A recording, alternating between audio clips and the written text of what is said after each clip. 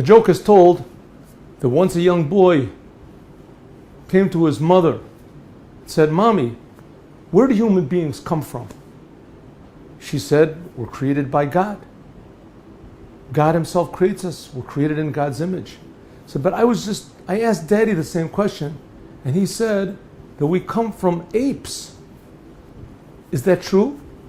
His mother said, "Yes, it's true. Your father's side of the family comes from apes. Our side of the family comes from God." What really is the difference between a human being and an ape? There were even books in psychiatry, psychology, that were called, man, the naked ape. A human being is just an ape with a little less hair on it. But apes are basically the same thing as humans. They're creative, they're even happy. In fact, I even read once in a book that if you say that man comes from an ape, then it's not evolution, it's devolution. Why? Because usually those people who say that man came from an ape, those same people will say that the purpose of life is pleasure. This one has pleasure from intellect, this one has pleasure from music, this person has physical pleasures, this one has artistic pleasures, this person has philosophical pleasures, but the main purpose of a person, according to who the person is to have pleasure. If so, he said that he made an investigation, and the animal that has the most pleasure in the world is the ape. Ape has no worries whatsoever. You give him a couple of bananas, you give him a female ape, he's the happiest thing in the world, which is not the case of a human being. A human being is the least happy of all the creations. Give him all the money he wants, give him all the pleasures that he wants, and he still is not going to be happy, he'll still be miserable. If so, the purpose of life is to have pleasure, so it makes more sense to say that apes evolved from humans than humans evolved from apes. But really, what is the difference between a human and an ape? What is really the difference? So essentially, what Judaism teaches is that a human being has the ability to attach himself to values. Human beings have the ability to attach themselves to what we can call the truth.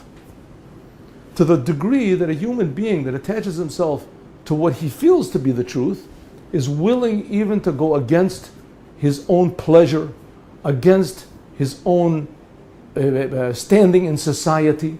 All these things that Freud and Adler and the greatest psychiatrists said that drives a person is willing, if he attaches himself to values, is willing even to die for his values.